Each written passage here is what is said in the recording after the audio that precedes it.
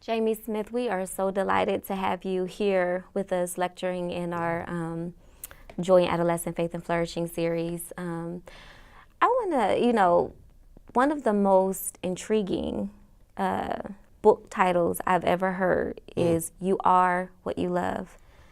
And guess what? You're the one who wrote it. And so I was curious if you could tell me a little bit about the premise of the book, but I'm really interested in hearing why you felt the need to write that book.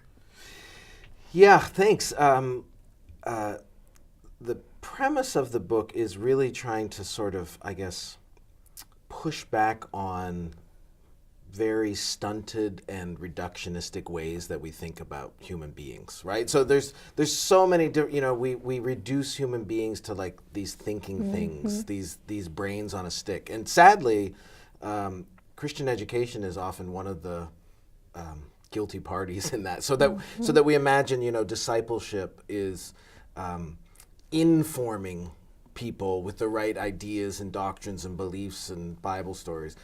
And what I wanted to invite people to consider is that we aren't just thinking things. We're not just brains on a stick. We aren't even actually motivated or moved by what we know and think and believe as much as we think. that really what generates our kind of being in the world, what moves us, what motivates us, what drives our way of life is actually our wants, our hungers, our loves. So I think it's a biblical idea, but I guess it's one that I probably ripped off mostly from St. Augustine. That is that the center of the human person is the heart, not because we're just emotional, but because we desire.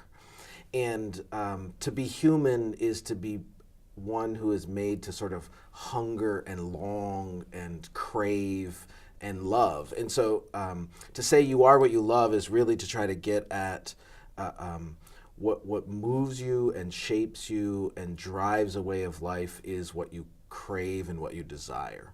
And I guess the reason to write the book is I think if we don't realize that, we won't realize that our loves are being shaped in all kinds of disordered ways. So it's partly remedial, and sometimes I think the culture has a better understanding that you are what you love than the church does.